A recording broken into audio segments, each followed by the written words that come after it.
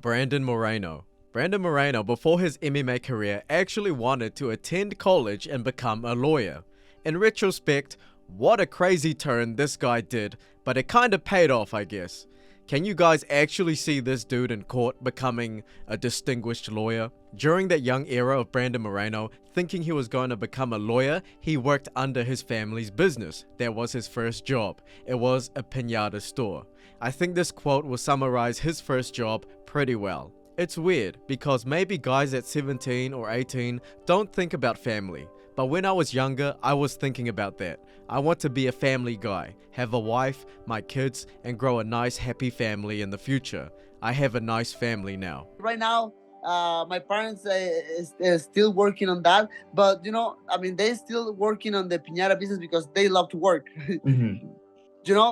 If I tell my parents like, hey, you don't need to keep working anymore, they will say something like, hey, but I want to keep working because I feel alive. I feel very good doing this. Yes, even when Moreno basically told his parents, hey, we have money, you don't have to keep working anymore, they said they still want to because they want to feel alive and young, which adds to the wholesomeness because it's not just Moreno, but the whole Moreno family. Guest, he is the current reigning and defending UFC flyweight champion. He's the one and only Brandon Moreno. Kind enough to join us. There he is. Brandon, what do you think this is? Demetrious Johnson. Unfortunately, this may not be DJ's first ever job, but it is still a close second. Considering that DJ is a full-time content creator right now, maybe us fans can get the clarification on his first ever job. But he used to work manual labor such as construction and warehouse work in his early adult years. One specific job was his work at the recycling plant. What do you do for a regular living? I work at a recycling plant. It's called a Carestar. So we basically take paper and we recycle it and turn it into like paper, and we make tubes out of it, protection board. And I'm the guy who puts in a big machine, and I sit there and I'm like, okay, we got to set up 2.5 inches and chop it up, and I put it in a box and I send it out to a customer. Damn! Yeah. That's a real job. You got like a job. Yep. This is for fun, Like I said, they call me and they're like, hey, you want to fight? And I'm like, I'd love to, And then I get 1 week away from my job and come down here and, give the fans what they want and put on a good performance on Saturday night, so.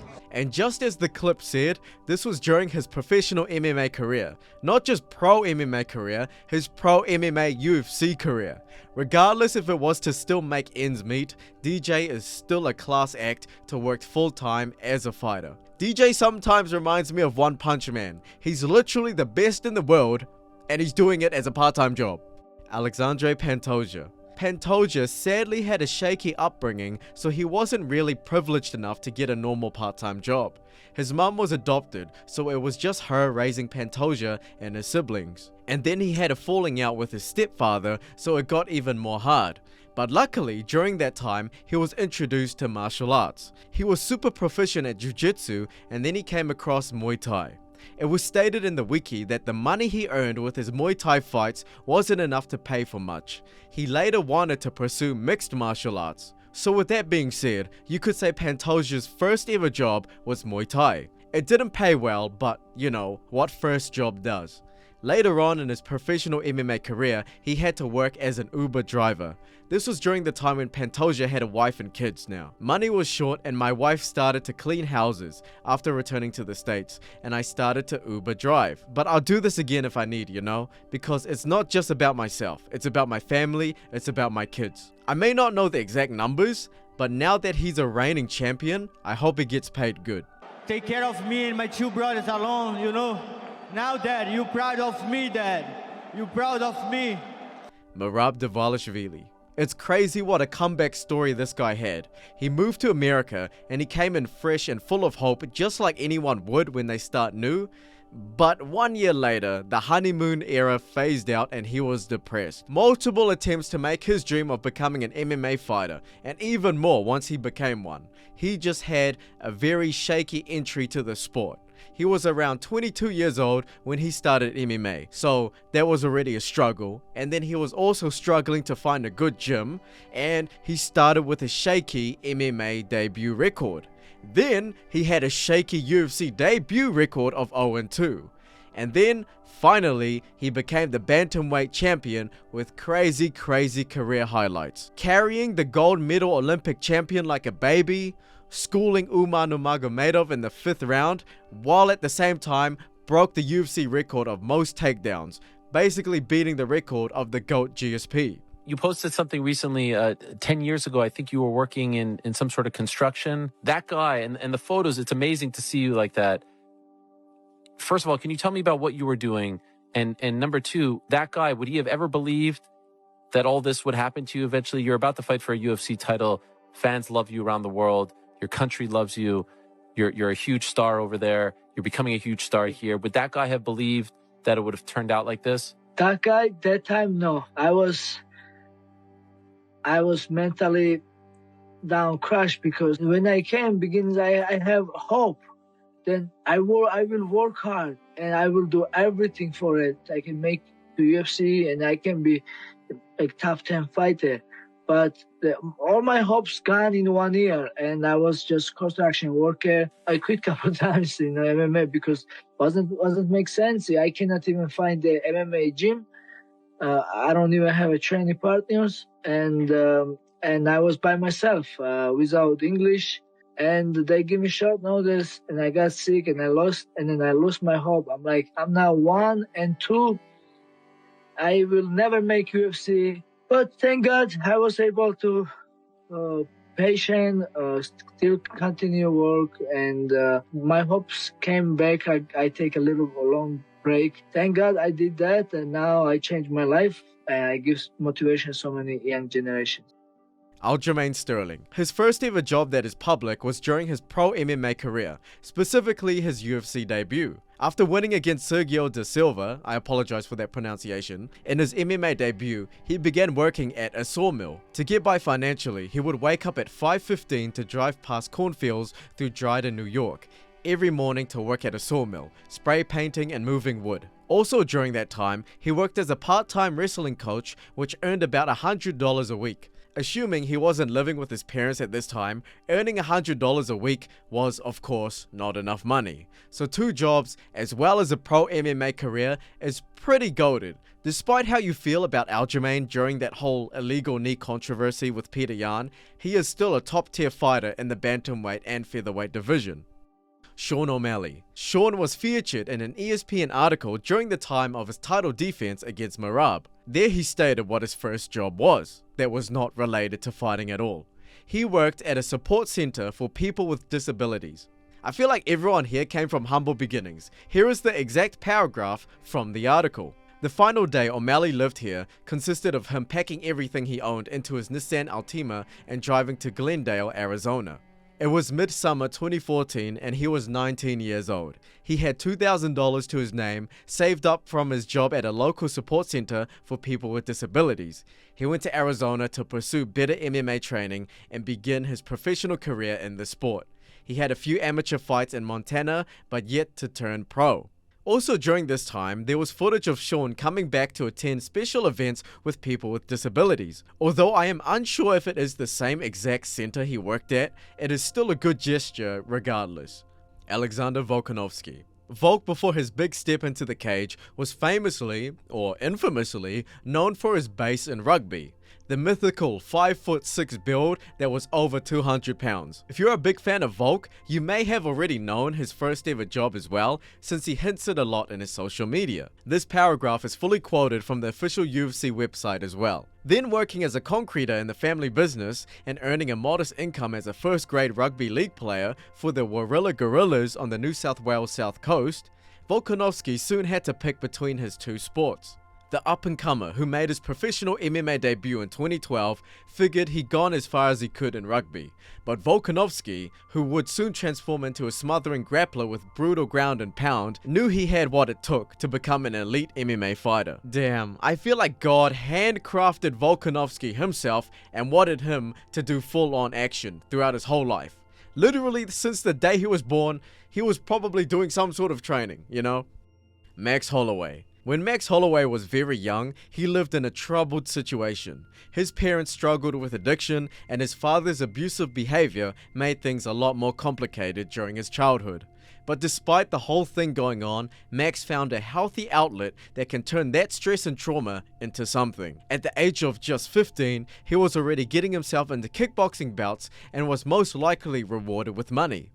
And just a few years later after that, he made his UFC debut, and of course, we know that gets you money for that job. And just a few years after that, he made his UFC debut, and of course, we know that you get money from the UFC because it's a job.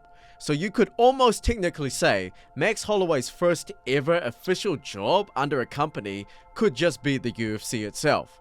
Conor McGregor. Many of you guys may already know about this guy's background, but for those who may not know the details, here is a quick rundown. Conor McGregor, while he was still in school, participated in sports such as soccer and boxing. Having a strong passion, he later adopted kickboxing and MMA.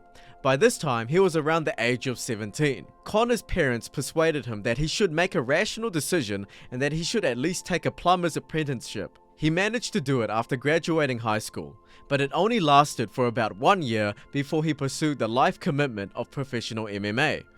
The reason he didn't like plumbing, well, actually, that was a poor choice of words. Conor's passion of MMA was way too strong. He was basically obsessed, so he had to cut plumbing out of his life. Words to it was just a kind of a beat, and I got like real. I went somewhere with it, and I was like, I'm out of here. I'm gonna just drive out of this building, so I head home and pursue this dream of becoming a world champion in mixed martial arts, and that's what I did.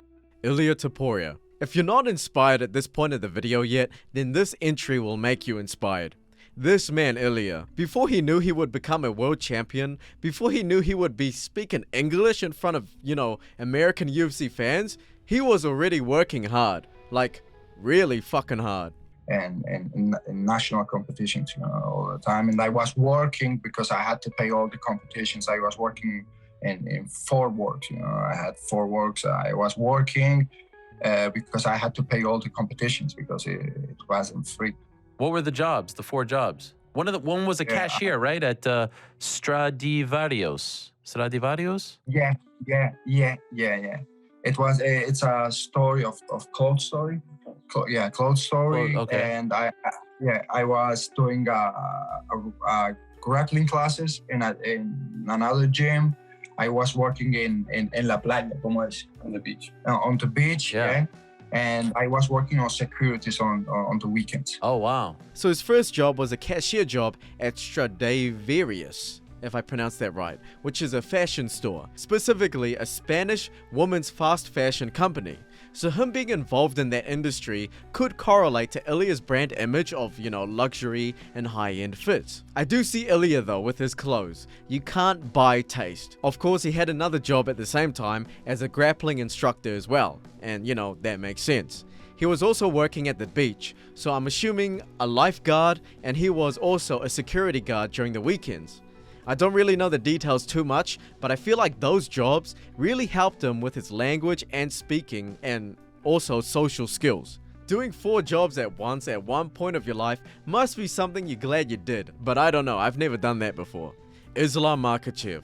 This may be a surprise for some, but Islam had a part-time job as a security guard during his studies. Yes, I may have shocked you with 2 things there. Some of you fans might have thought everyone in Dagestan are all like fighting prodigies that practice MMA day in, day out, living in the mountains, sharing dinner with bears or something. That's not entirely false, but yeah, Islam, during his university studies, worked as a security guard in order to pay for his tuition fees. He studied physical education and sports at the Dagestan State University. So there are some people on Twitter giving Islam shit because he looks dumb and he looks inbred and he talks like an inbred. But, even though he's taken real concussive damage as a career, he's still more educated than those people on Twitter. Brings a very good satisfying smile to my face. Charles Oliveira.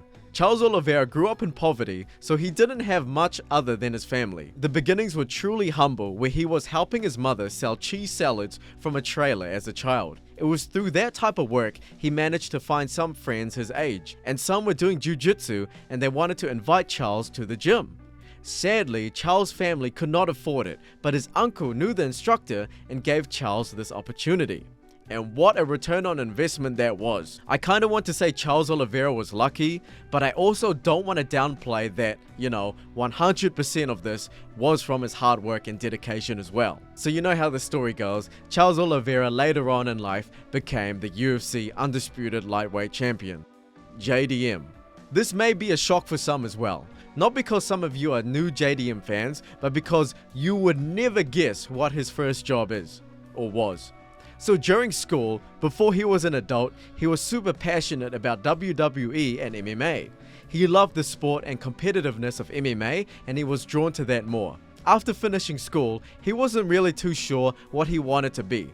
So during that downtime, while he was still training at an MMA gym, he was working full-time at an office job that was offered to him by his father. And the office job is a Gen Z's worst nightmare. It was data entry.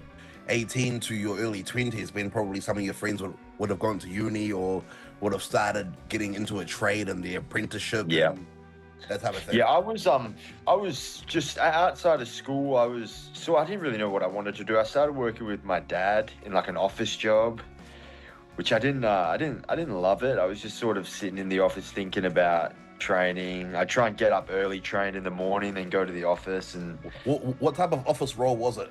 What were you doing day to day? It was a lot of inputting invoices. So it was just boring, like tedious data entry. And then so it was boring stuff. Yeah, tedious stuff, Yeah. It's a tough road, brother. Fuck. Tough road. But it was an office job, So it's not like I was burning myself out doing the on the tools, hard day on the tools, and then having to then back up training. I would leave the office every day itching to get some physical work done, I was like, let's go. Like, I'm ready. I feel like I'd been caged up all day, so I was ready to let loose. So just goes to show you never really know where life takes you. Also, as creative as my imagination is, I cannot generate an image in my head of JDM wearing a suit and plotting in numbers in an office for 8 hours straight. But then again, I could also see that as well, because JDM's personality compared to, other champions, he's a lot more reserved. He doesn't really scream or talk shit. Maybe it's that office culture he adopted, maybe. He wasn't like Ilia Topuria, where he was working 4 jobs simultaneously in hospitality, sales and services, and security, Kamaru Usman. Usman had his humble beginnings too. Not to a crazy standard, but he knew how to earn every penny at one point of his life. He started flipping Pokemon cards back in 2005, which was crazy considering how big it is now, and he also worked at Applebee's as a server and was also a wrestling coach. Khamzat Chimaev. Chimaev's first ever job was also posted in the official UFC website. What was your job before you started fighting? I worked in a small poultry factory in the small town of Kalmar and did some security work in Stockholm when I started fighting. Throughout Chimaev's life, he was always wrestling, and he was really good at it, but him and his family moved to Sweden, and that's when Chimaev started to work full-time. Only during his 15-minute break that he saw the Conor vs Aldo fight, and that inspired him to become a pro MMA fighter, specifically, inspired to be a UFC champion. So he did some amateur bouts and went pro, and yeah, just like that, the rest is history.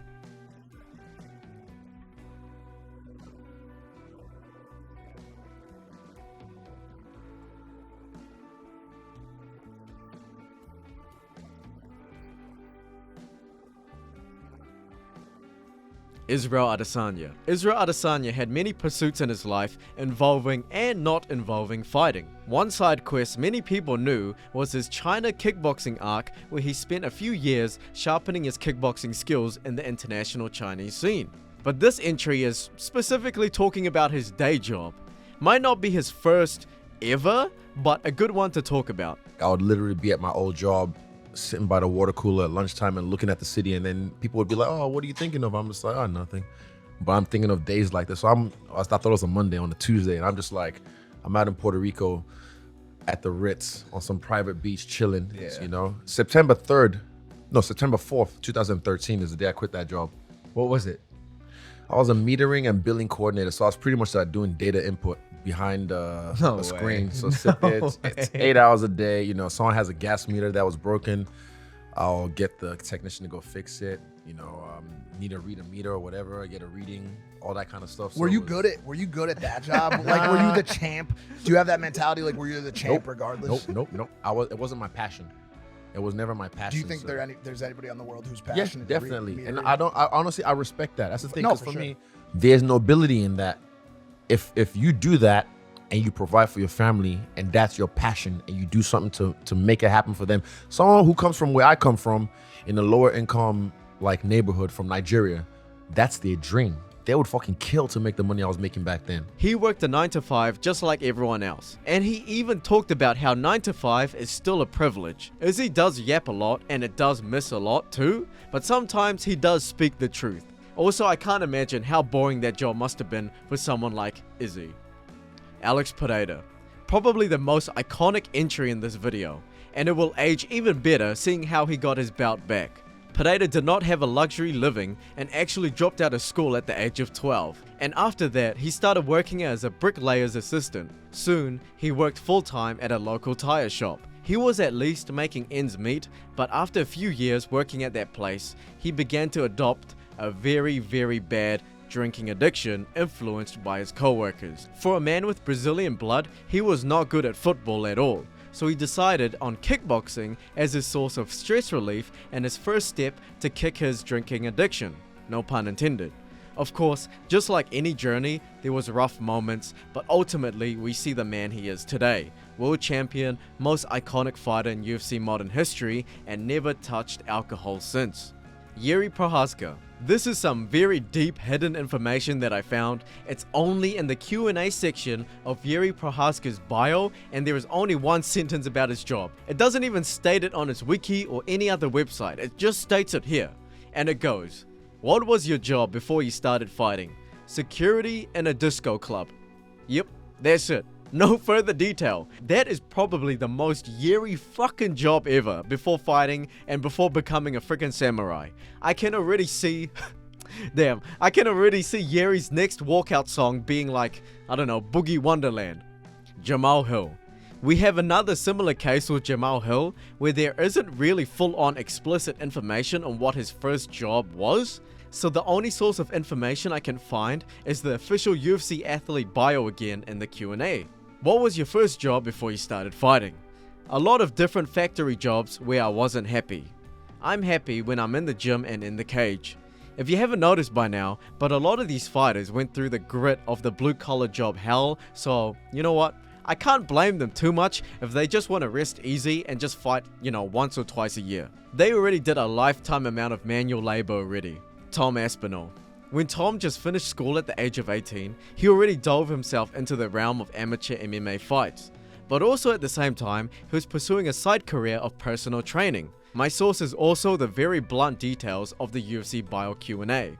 Did you go to college, and if so, what degree did you learn? Personal training qualifications. What was your job before you started fighting? Personal trainer.